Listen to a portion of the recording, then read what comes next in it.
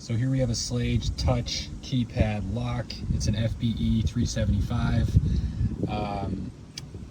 Basically what happens, so the deadbolt is engaged.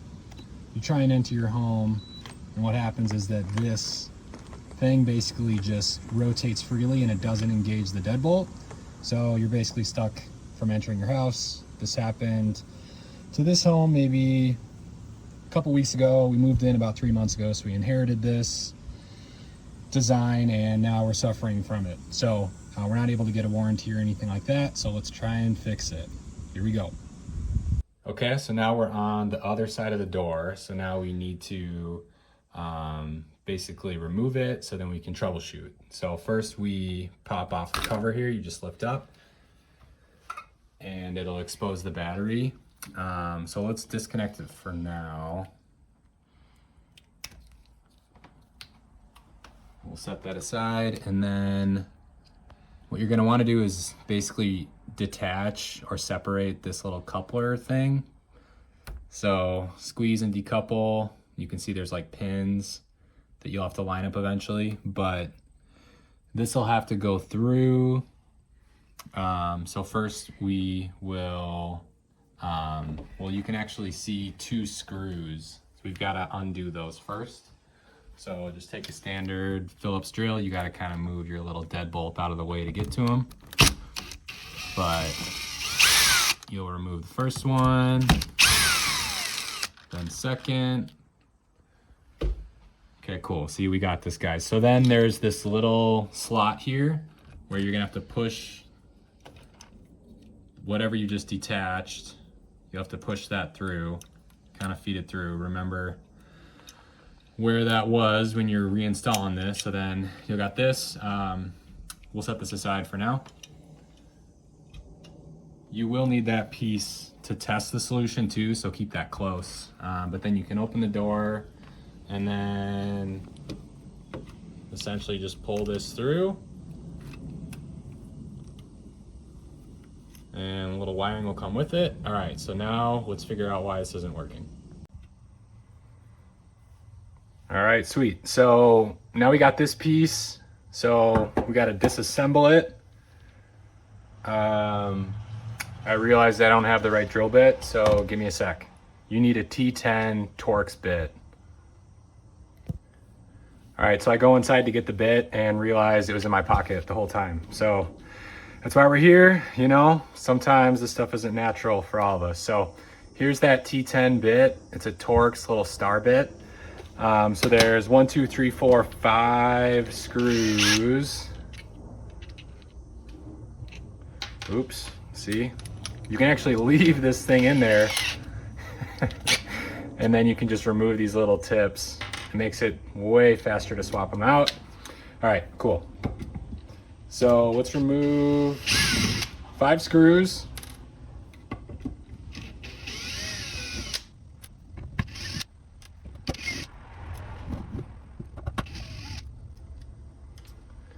Okay, so then there's this black piece that you have to remove and lift straight up and kind of grab it from the top and the bottom.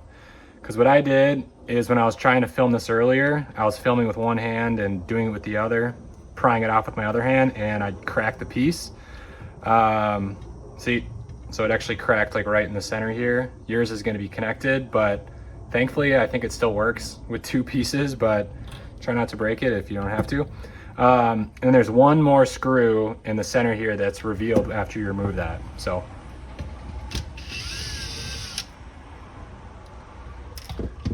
okay, so we got all our screws. So now you can just lift straight up from here, and then this piece should stay. So you might have to kind of like support it a little bit. Oh, and then this wire thing basically comes through this top hole.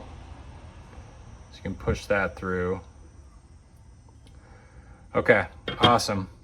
So usually what happens, and a couple other videos show this too for other Schlage locks, but basically what can happen is that there's this solenoid. Don't ask me what that means. You can Wikipedia it at your own leisure. So basically the solenoid fires once you enter in the keypad and it spins, and what it does is that it drives this little piece up, and then this thing engages, and then that's what engages the deadbolt, I think.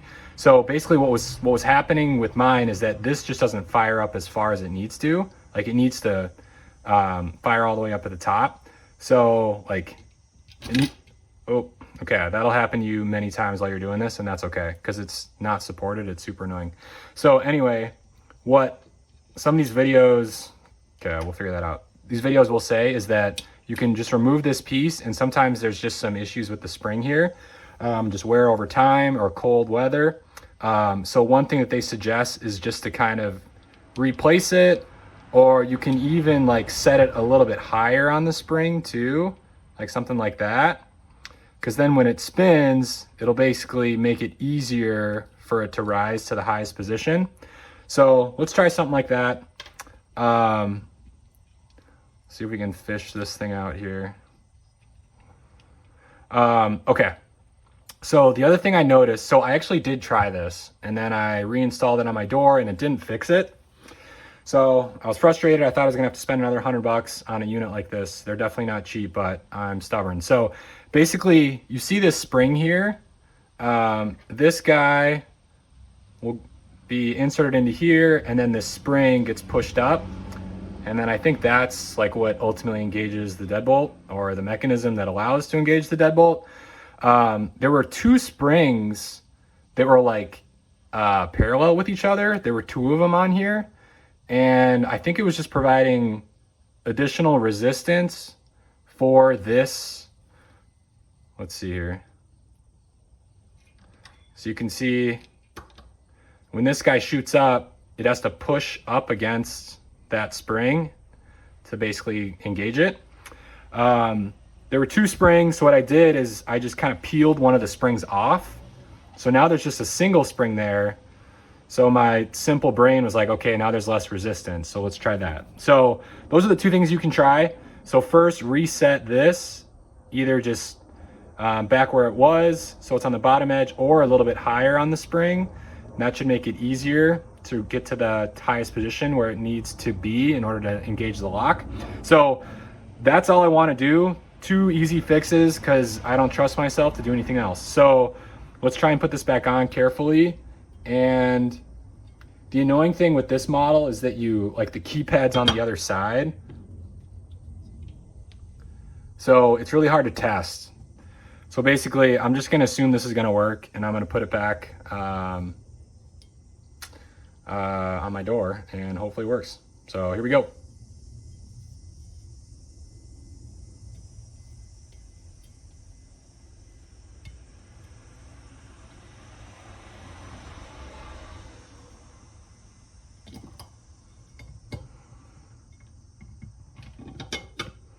So you just got to be careful when you're feeding that through, because this guy's loose. So just be patient. You're probably gonna mess it up, but that's okay. I messed it up 100 times, and here we are. So now you can kind of slide this. This will just be one part for you, assuming you don't break it like me. And then you can slide this one back on. There we go. So now it's a little bit more secure. Not perfect though. All right, so now we got to put the screws back on. Oh man, I actually forgot a screw. Damn it.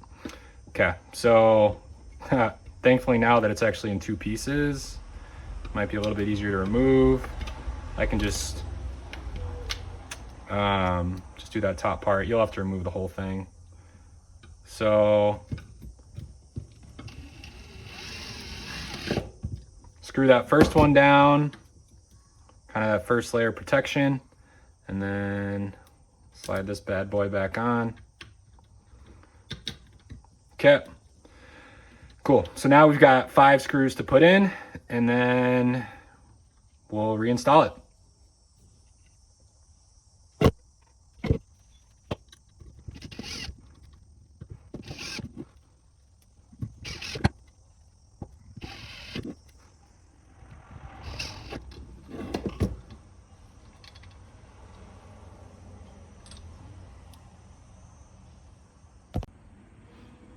Also, if you're an aspiring YouTuber and you want to figure out how I did it, where 2 of my hands were working with it, this is what I rigged up.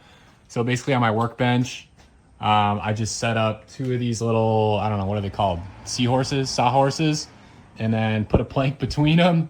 And then I just used a jigsaw to cut a super ghetto hole. So then boom, little camera goes in there and then you have your hands free. So MacGyvered a little bit, but you know, that'll do, donkey. All right, so now we'll reinstall and pray that it works.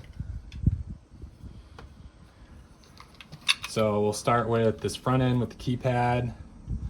We'll feed it through, and this little harness thing needs to go through the top. I know it's a little tough to see. And then this little middle piece needs to go through the middle of the 3 openings. Kind of slide that through. Okay, awesome.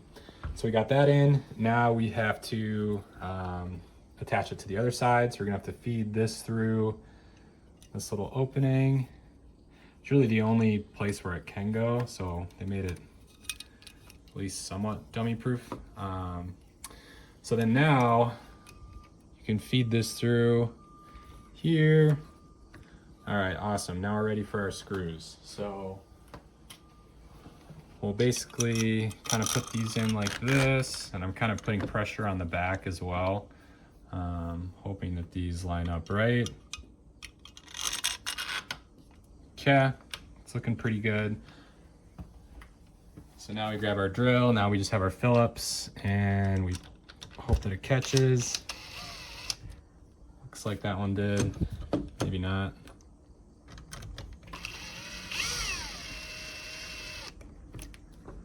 Okay, I think that one caught. Cool, we'll tighten the first one. That was a weenie, and the drill just broke, sick. Okay, cool, so that seems pretty tight. In order to test it, we've got to reattach the battery, so you've got to line up the pins. So reinsert that, and then you can hear a beep, which is good, that means you did it right. Then, this is actually super annoying, it's kind of tight, and I feel like they didn't give you enough space here to put that harnessy thingy in there, but you just kind of gotta get creative and jam it in there. But so once you jam it in there, you slide this cover over. You gotta find the tracks. So make sure it's over the tracks. Not quite there, there we go. And the battery's gotta be in the right spot. There's like a little indent for it. So this is giving me a hard time, so I'm just gonna maybe try and put it below it. And kind of squeeze it in there, push it in there.